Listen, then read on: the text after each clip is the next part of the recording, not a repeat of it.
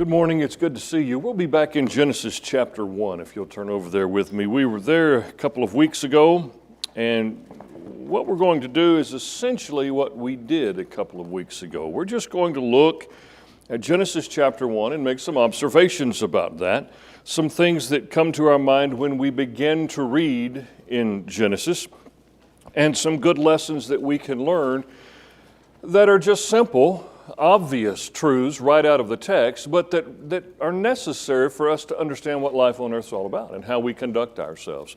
And so if you look at Genesis chapter 1 and verse 1, it says, "In the beginning, God created the heavens and the earth." We talked a little bit about that a couple of weeks ago. Tell me some of the things that you remember coming out of that discussion. I know it's causing you to kind of go back in your mind, but some of you had some comments about that section, and so I just want to bring those out again as we begin. Anything that comes to your mind about that we've already discussed? God predates what you and I understand as being creation. Very good. One of the obvious truths out of the section is that God predates creation. That led us down, if you remember, a little bit of a path where we reminded ourselves that God exists separate from His creation. Now, if we don't get that, we get really messed up, because then, if we don't understand that God exists outside of His creation, then we begin to think that God is controlled by, restrained by His own creation and the rules that pertain to it. He is not, He never has been, because He exists separate from it. We know that because He predated it. If He predated it and then created it, He is not a part of it. And so as we go through that very simple principle, it becomes very important for us to understand that. When we get into the miraculous things that we'll see in the text and all of that, they are predicated first and foremost upon a sovereign God who's not bound by the rules of the world He created. He exists separate from those rules. And so when we see that, we begin to see Him more clearly as to who He really is, and especially who He really is compared to who we really are. Remember, we talked about the fact that we are wholly and completely bound by the rules of His creation. We cannot circumvent gravity. Some of us try from time to time. We can't do that. And every single time we will be bound by that. And everything else God has put into place into the physical world. So, He predated His creation, and therefore He is not a part of it. He exists separately from it. What else? Give me something else that we've already discussed out of verse 1 a couple of weeks ago. I think it was Rich pointed out that what's not there. What's not there? That there wasn't a bang. Right. The process of creation includes, well, what is said here, right? It doesn't include some cataclysmic event precipitated by some other thing that was caused by something that really we can't prove existed at all. What creation is God speaking, we'll see it, into existence what He wants to be in existence. That is at once a very simple thing for us to grasp. When mankind gets involved in, well, how did that work? How might we create something? We're going back to only what we know, right? Remember we talked about this. If I'm going to create something, I'm going to have to go back to what do I already know? And I'm going to start from what I know to create what I want to create, right? That's what I'm going to do. But my knowledge and understanding is so limited and is so confined to the physical world that's already been created that I'm not in a position where God was. And so when the text says, "In the beginning God created the heavens and the earth," understand this, that's it. That's sufficient. That is enough information for us to assign responsibility to everything we see. It is enough information for us to see the power of a God who can do that. And so when we put all of that together, we understand that we are not Him, that anything we, quote, create comes from something already created by Him, and the very simple words are sufficient. Again, the scientific world sometimes, and sometimes we in our own endeavors to understand things, we overcomplicate things. Creation, in a sense, isn't at all complicated if we understand Genesis 1:1. Does Genesis 1:1 create questions for us sometimes? Well, sure, that's okay. That's fine. Sometimes does it create questions you can't answer? That's okay too. That's fine. But understand that it says what it says, and what it says really simplifies things for Christians. It makes our faith simple in the creative process. It assigns the responsibility to God. What else that we talked about a couple of weeks ago, and then we'll move on. Yes, ma'am. If you don't believe verse 1, nothing else. Very good. Very good point from 2 weeks ago. If we have trouble with verse 1, we're going to have trouble with the rest of the text. The rest of the text doesn't make any difference. If we don't get Genesis 1:1, then we're going to, throughout the whole process of reading and studying God's Word, we're going to say, well, wait a minute, I don't understand that either. I don't understand that. I don't see how that could happen. Over and over and over again, we're going to struggle. Folks still struggle today with Jonah, right? They have a hard time believing that. How did that happen with Jonah? He was 3 days there. How did that work? I have no problem saying I'm not sure how that worked. But I have a tremendous amount of faith in Genesis 1:1, and so the same God that spoke it all into existence appointed a great big fish to deal with Jonah. I'm good. So if we get Genesis 1:1, then there's lots of other things we don't struggle with, questions we don't even worry about answering because we understand they're not within our purview. It's not my responsibility to understand the details of how a man can be kept alive in the belly of any kind of an animal. I don't have to know that. God did that. But I think you can also look at the various miraculous events that occur in the text, Jonah and all the others, and you can understand that that's no big deal for a God that can speak the world into existence. It's just not a problem. It's a problem for me. It's not a problem for him. What else? A couple other things maybe from last time we discussed it, and then we'll move on. A couple other things. Anything else? If there's a beginning, there's an end. The fact that there was a beginning, that in the beginning, now we quantified that, I think, 2 weeks ago. In the beginning is not a reference to God, is it? It's not a reference to in the beginning of God. No, God existed before the beginning. The beginning is what? What's the statement? In the beginning of creation and what you and I would consider to be the matter of time. So in the beginning of all of this in which you and I exist is the way to understand that. And so to Brother Self's point, since there is a beginning of it all, there will of necessity become an end of it all. Think about it. We made this point. Everything you and I know has a beginning and an end. It doesn't matter what it is. The best football season in the world is going to come to an end. We're sad about that. Well, some of us are sad about that. Most of us are, I guess. But that's how life works. There's going to be a beginning and there's going to be an end. And we can't get around that. God exists, again, separate from that. Therefore, he has no what? No beginning and end. All of it fits together, and it's very logical for us once we begin to think about it. And so that's one of the things we talked about. One of the other issues we discussed was just simply the power that must reside in a God who made all of this. It is so difficult for us to grasp and fully appreciate the power God has. We try to illustrate it in various ways. We talk about the magnitude of the universe. I've always believed that the universe is the size that it is, and by the way, I don't know what that is, but it is the size that it is to illustrate to us the enormity of our God, the unending nature of it. We don't know where the universe ends. And what do we say about that? If it has an end, what? If the universe comes to a stop somewhere out there, what about that? I'm sorry? Yeah, but if it stops out there, if the expanse and the hugeness of creation comes to an end, what's the question? What ends it? What is it that stops it? Right? Is it a wall? Maybe. Have you ever seen a wall without something on the other side of it? So how big is it and how far does it go? We don't know. We can't measure it. We measure it in light years, which is what? The distance light travels in a year's time. How fast does light travel, as best we know? 186,000 miles per second. 186,000 miles per second. So we're measuring God's creation in light years. That's a pretty big distance. We're measuring it that way because we don't know how far it goes. It's not that God says, ooh, look what I can do. It's that God says, I'm going to make this and it's going to help you understand who I am.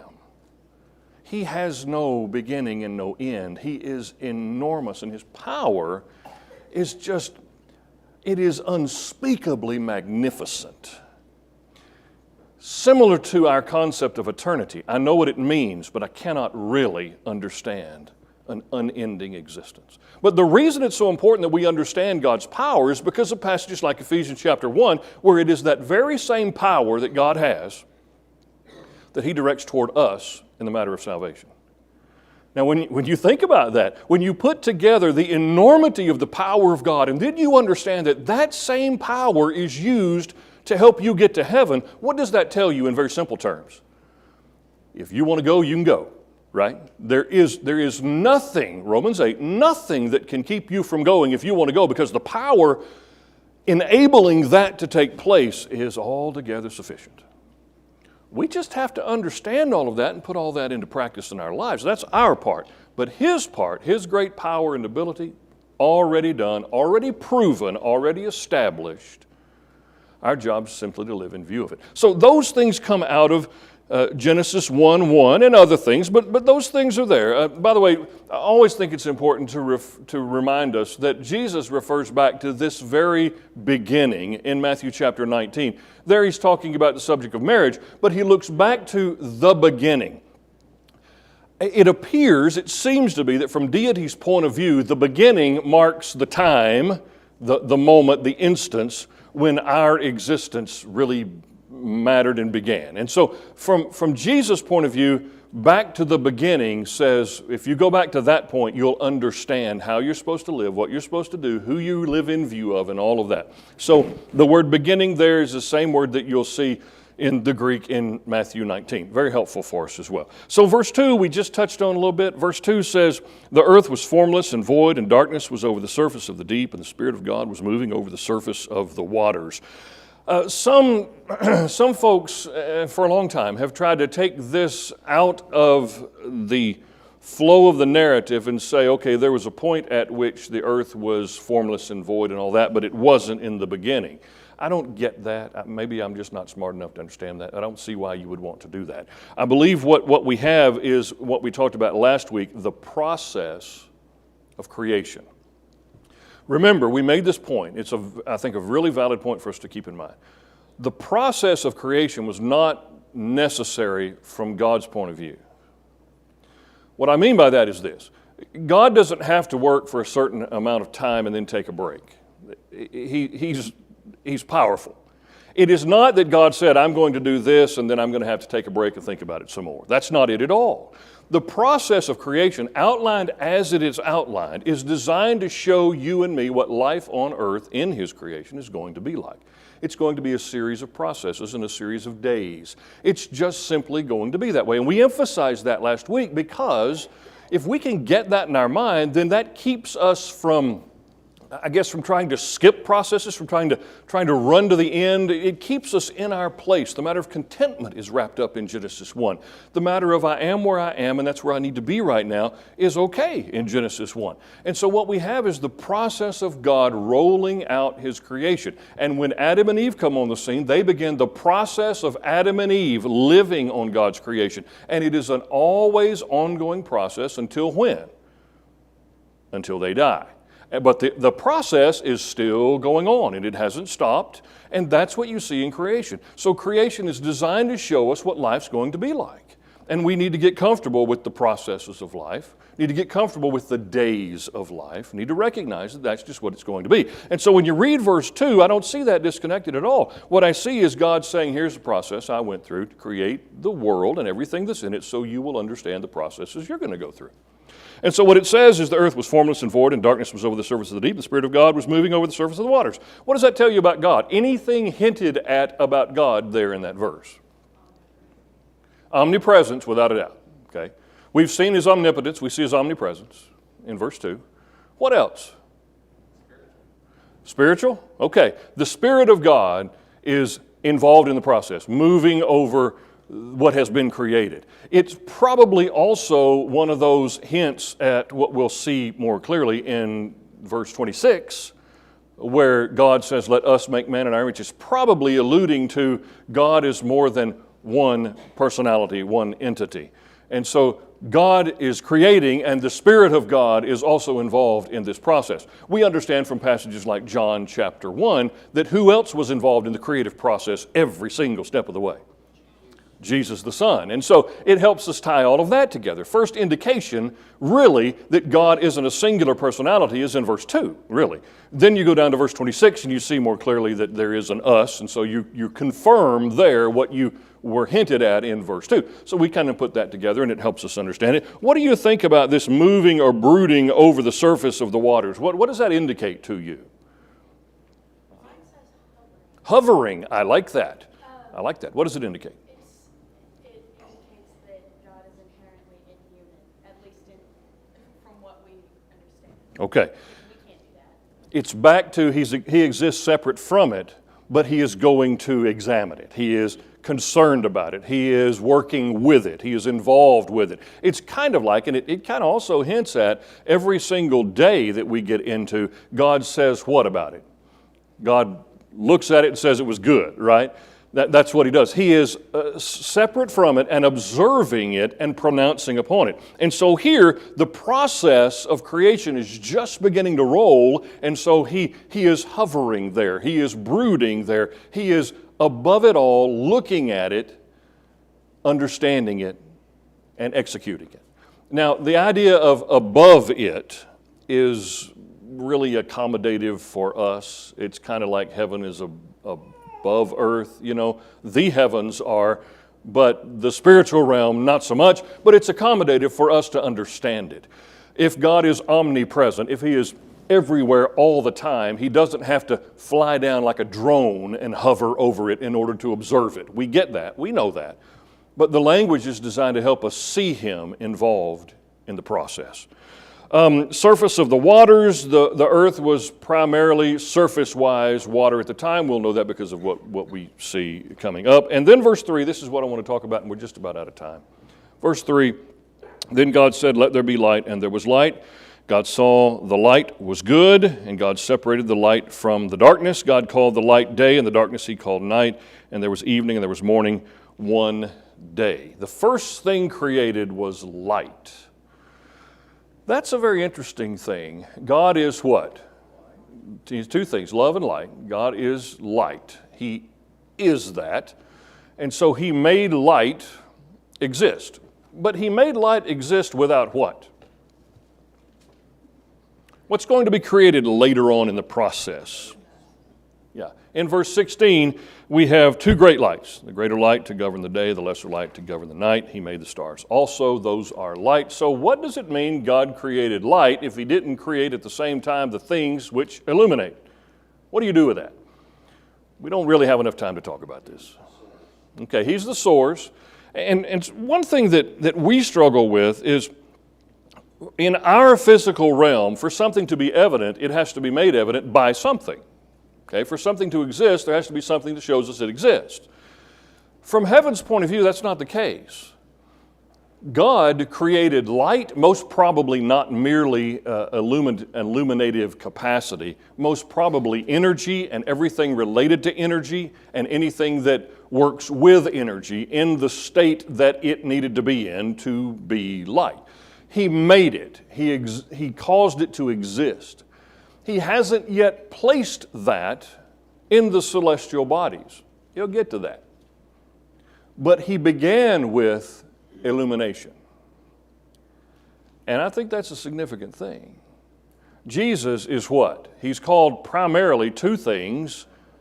Yeah, he is the Word. The Word became flesh, John 1:14. And he is the light, the illuminative capacity. And his life, if you'll remember, in John chapter 1, verses 1, 2, and 3, his life is the light of what?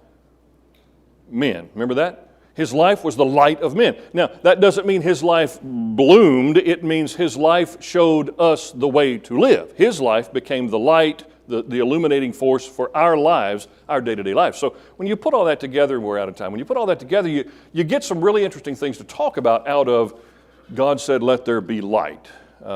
If things go well, Lord willing, we'll pick up with this next Sunday morning at 9:30. Thank you for participating.